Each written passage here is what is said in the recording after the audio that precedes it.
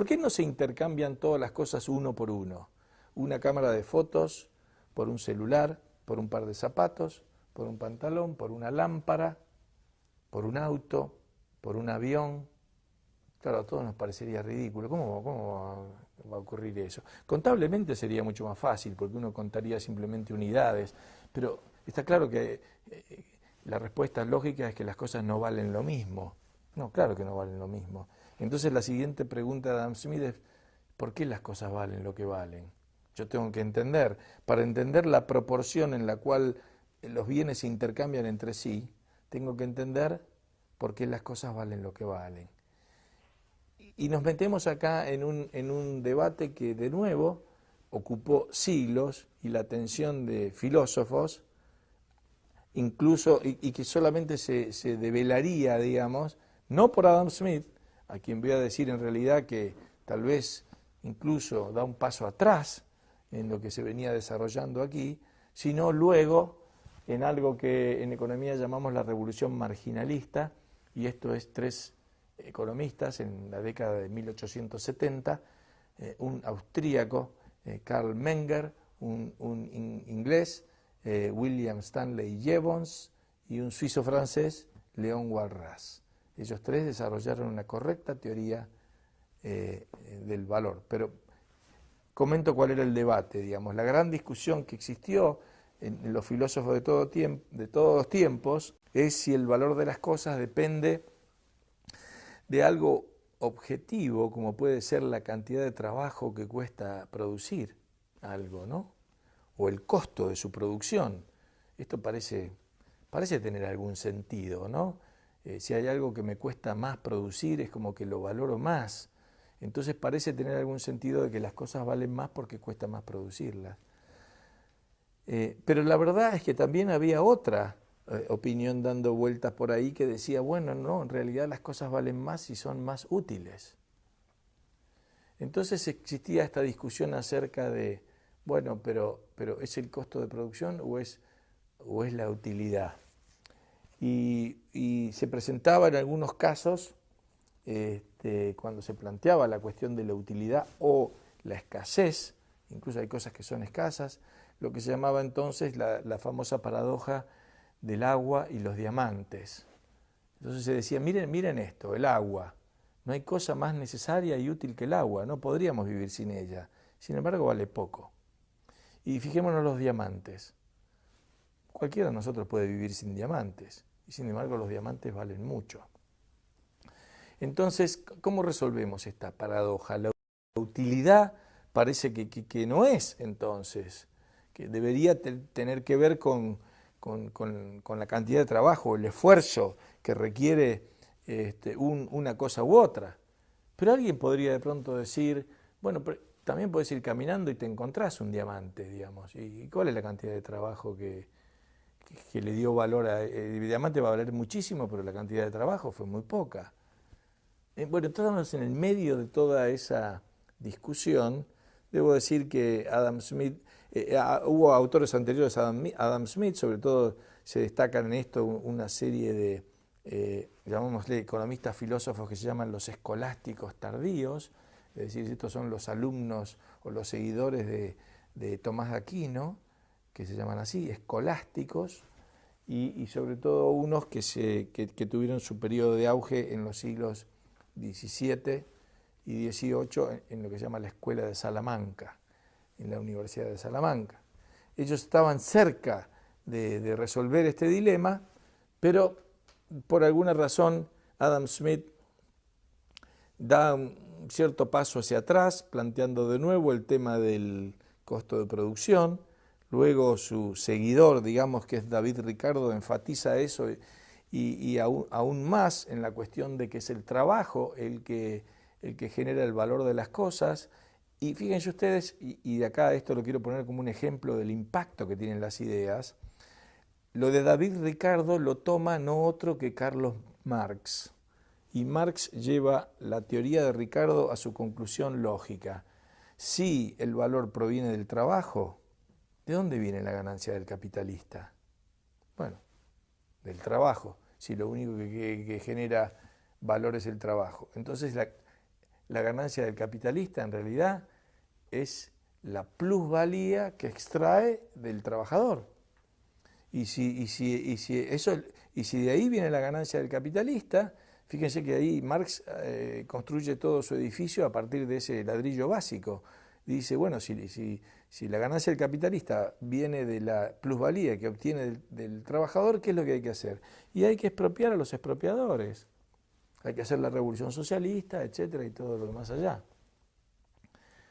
Sin embargo, bueno, una idea que ha tenido un impacto terrible, sangriento y trágico durante todo el siglo XX en el planeta, basado en una teoría del valor que además era errónea, porque la teoría del valor trabajo no permite explicar cantidad de cosas, no porque yo le agregue más trabajo a algo va a valer más por ello. Además, bueno, esto sería una explicación más sofisticada. También argumentaban Ricardo y Marx que en el largo plazo todas las actividades productivas iban a tener la misma tasa de ganancias. La tasa de ganancias iba a emparejar.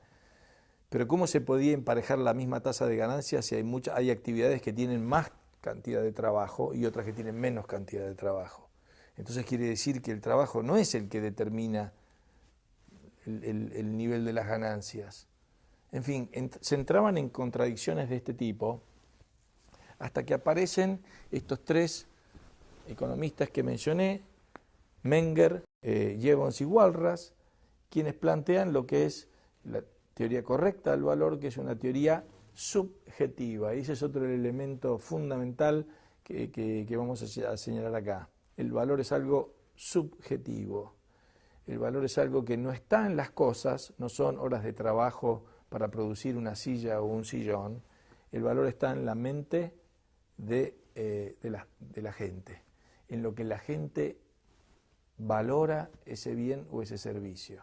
Y eso es algo subjetivo, eso es algo que cambia en uno y otro.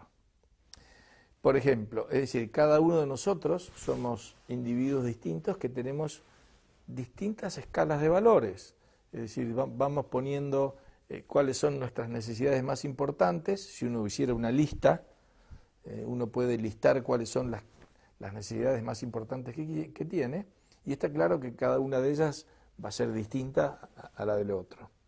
Quiere decir que lo que realmente le asigna valor a las cosas es esta valoración subjetiva que los consumidores le dan porque cierto bien o cierto servicio tiene la capacidad entonces de satisfacer una necesidad. Yo podría pasarme, y voy a poner de nuevo estos ejemplos tontos que pongo, pero yo podría pasarme a lo mejor, supongamos que yo quiero armar un auto en la puerta de mi casa, quiero armar, no voy a hacer las piezas, las voy a comprar las piezas, pero yo voy a ir armando un auto. Bueno, la verdad que con lo que yo sé de estas cosas es bastante probable que me lleve 2 años y al final de los 2 años haya algo ahí en la puerta de mi casa que más o menos se parece a un auto. Y supongamos ahora que pasa mi vecino, y mi vecino me vio todo este tiempo trabajando ahí. Y yo le digo, mire, ¿qué tal vecino? ¿Cómo le va? Mire, usted me vio acá, ¿no es cierto? Acá tengo este auto, dígame una cosa, ¿pero usted cuánto vale? Y el vecino me va a mirar y va a decir, mire, yo no lo quiero ofender, discúlpeme, pero para mí no vale nada. Y yo le puedo decir, pues sí, pero yo le puse 2 años de trabajo a esto. Sí, pero para mí no vale nada. Y la respuesta de esa de para mí no vale nada está dando la esencia del asunto. Para mí, es decir, para él, subjetivamente, en su escala de valores, eso no vale nada. Quiere decir que lo que le da el valor a las cosas es la valoración subjetiva que tiene cada individuo del servicio en última instancia que ese bien le va a dar.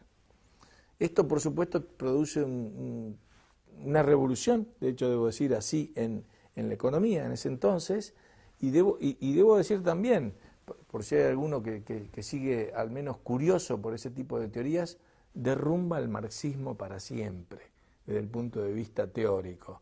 Por supuesto que desde el punto de vista político, el marxismo todavía faltaban 50 años para que tuviera el primer éxito, que era la Revolución Rusa, y faltaban 100 años para que se cayera el muro de Berlín. Pero desde el punto de vista conceptual y teórico, se derrumba lo que es su ladrillo fundamental, porque no es que el trabajo le da valor a las cosas, sino que voy a argumentar ahora lo contrario, que va a parecer un poco desafiante. son las cosas las que le dan el valor al trabajo. Es decir, es porque los consumidores valoran el último bien y el servicio que le da, que el trabajo de producirlo vale algo. Es al revés. El valor va, digamos, del consumidor al productor, al trabajador, y no del trabajador al consumidor. Y voy a poner un ejemplo. Pensemos, por ejemplo, en el tabaco. El tabaco tiene todo un proceso de producción. Hay que sembrar, hay que cosechar, hay que secarlo, hay que molerlo, hay que hacer los cigarros y eventualmente se terminan fumando. Una teoría del valor trabajo diría que a ese recurso que es el tabaco se le va agregando valor en la medida que se le va agregando trabajo y va pasando por esas distintas etapas hasta que todo el trabajo agregado generó todo este valor que es el que tiene el cigarro en el momento que se vende al consumidor. Pero fíjense esto, ¿qué pasaría si la gente deja de fumar? Algo que uno podría imaginar que puede pasar por los problemas de salud, etcétera. Si la gente deja de fumar, la planta de tabaco pierde todo valor. Si no tiene otro uso, no serviría para nada, sería una maleza, un yuyo. No tendría ningún valor. Y el trabajo en la cosecha de tabaco tampoco tendría ningún valor, porque no hay nadie que estaría dispuesto a pagar eso. Quiere decir que lo que le da valor a la planta de tabaco y al trabajo en el tabaco es la valoración última del consumidor que está dispuesto a fumar. Ese transmite valor hacia atrás. Y si el día de mañana el consumidor deja de fumar, la planta no servirá para nada. El trabajo tiene una diferencia y es que el trabajo es tremendamente maleable y flexible. El que estaba trabajando en tabaco puede ir a trabajar, no sé, en azúcar, en cualquier otra cosa. Para todo hace falta trabajo. O sea que alternativas de trabajo siempre hay. Pero la planta de tabaco pierde todo su valor. Entonces el valor es algo que proviene de la valoración subjetiva que tiene la persona que fuma, que recibe un placer por fumar, por ejemplo, y eso es lo que le da valor a la planta de tabaco y a el trabajo. Quiere decir que en última instancia, y ahí es donde entra, y después vamos a ver un poco más de detalle, el papel del emprendedor. El emprendedor, ¿quién es? El emprendedor es aquel que está atento a cuáles son las necesidades de los consumidores y entonces organiza ese proceso para llevarle al consumidor lo que el consumidor está necesitando. Y entonces es el emprendedor es un poco como el instrumento para darle valor al trabajo. Es el que luego va y contrata al trabajador y dice, bueno, tu trabajo ahora tiene valor porque yo estoy pensando que la gente va a querer fumar este cigarro o tomarse este café o lo que sea. Y ahí es donde está esa capacidad para ver cuáles son las necesidades y las preferencias de la gente. Bueno, entonces, división del trabajo, intercambios, valoración subjetiva.